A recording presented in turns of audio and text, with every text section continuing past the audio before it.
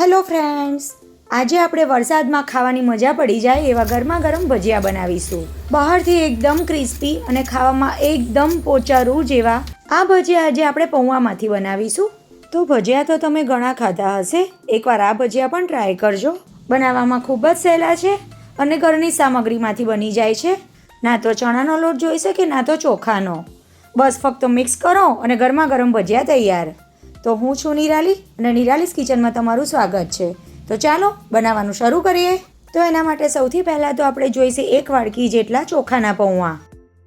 મેં અહીં જાડા પૌવા લીધા છે, પણ ઘરમાં રહેલા કોઈપણ વેરાયટીના પૌવાનો ઉપયોગ તમે આ ભજીયા બનાવવા માટે કરી શકો છો. પૌવાના આટલા મેઝરમેન્ટથી 3 થી 4 વ્યક્તિ ખાઈ શકે એટલા ભજીયા બનશે. તો મેં અહીં 1 વાડકી પૌવા લીધા છે, તમે તમારા માપથી લઈ શકો છો. તો પૌવાને આપણે આ રીતે પાણી બદલીને સારી રીતે ધોઈ લેવાના છે અને ત્યાર પછી આ રીતે ચાળણીમાં જ પૌવાને થોડીવાર પલળવા દઈશું, જેથી પૌવા ફૂલી પણ જાય અને સરસ પલળી પણ જાય. ત્યાં સુધીમાં લઈશું એક મિક્સર જાર અને એમાં મોટી સાઇઝના એક બટાકાના આ રીતે નાના ટુકડામાં કટ કરીને ઉમેરી દઈશું. તો બટાકાને મેં સારી રીતે ધોઈ લીધો છે અને કાચો જ લીધો છે. હવે આપણે જે પૌવા પલાળીને સાઈડ પર રાખ્યા છે એમાં ઉમેરી દઈશું. સાથે ઉમેરીશું અડધી વાડકી જેટલું દહીં. દહીં થોડું ખાટું હશે તો ભજીયાનો સ્વાદ ખૂબ સરસ આવશે.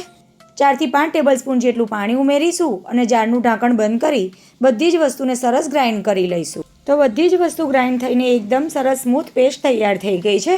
એને એક મિક્સિંગ બોલમાં ટ્રાન્સફર કરી લઈશું. હવે એમાં બાઇન્ડિંગ માટે આપણે ચણાનો કે ચોખાનો લોટ નથી ઉમેરવાનો. એક નાની વાડકી જેટલો ઘઉંનો ઝીણો લોટ ઉમેરીશું. હવે એમાં ફાઇન ચોપ કરેલા લીલા 3 મરચાં ઉમેરીશું. 8 થી 10 ઝીણા સમારેલા મીઠા લીમડાના પાન ઉમેર્યા છે.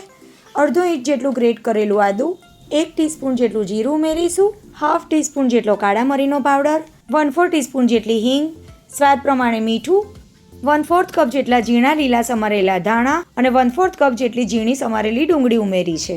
અને હવે આ બધી જ વસ્તુને એકદમ સરસ મિક્સ કરી લઈએ.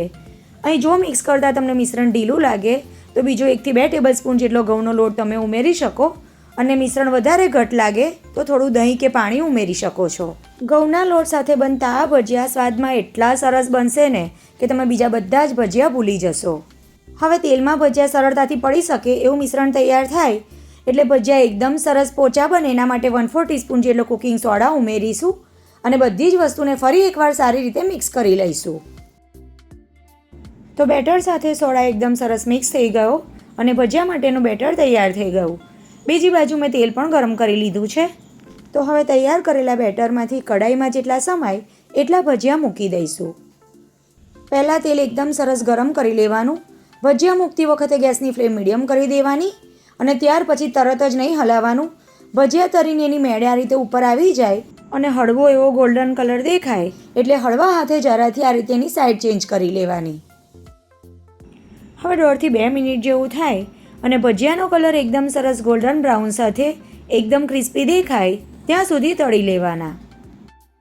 તો તમે જોયું ને, કોઈ પણ જાતના વધારાના મસાલા કે ચણાનો કે ચોખાનો બીજો કોઈ પણ લોટ ઉમેર્યા વગર ઘરમાં જ રહેલા પૌવા અને ઘઉંના લોટમાંથી એકદમ સહેલી રીતે ગરમા ગરમ ભજીયા બનીને તૈયાર થઈ ગયા. આ ભજીયા સ્વાદમાં એટલા ટેસ્ટી લાગે છે ને કે એકવાર આ રીતે બનાવી લીધા તો વારંવાર બનાવશો એ વાતની મારી ગેરંટી.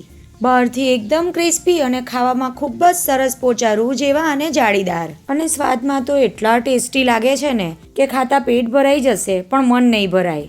તો બધા જ ભજીયા મેં તળીને તૈયાર કરી લીધા. તમે પણ આ રીતે ચોખાના પૌવાના ભજીયાની રેસીપી ઘરે એકવાર ચોક્કસથી ટ્રાય કરજો. ઘરમાં બધાને ભાવશે અને કોઈને સાચું નહીં લાગે કે આ ભજીયા તમે પૌવા અને ઘઉંના લોટથી બનાવ્યા છે. તો બનાવજો. અને જો તમને આજની આ રેસીપી ગમી હોય તો વિડીયોને લાઇક કરજો અને તમારા ફ્રેન્ડ્સ ફેમિલી સાથે શેર કરજો. રેસીપી કેવી લાગી મને કમેન્ટમાં ચોક્કસથી જણાવજો. અને આવી જ બીજી નવી નવી રેસીપી જોવા માટે હજુ સુધી જો નિરાલીસ કિચનને સબસ્ક્રાઈબ ના કર્યું હોય તો કરી દેજો. તો ફરી મળીશું એક આવી જ નવી અને ઉપયોગી રેસીપી સાથે. આવજો.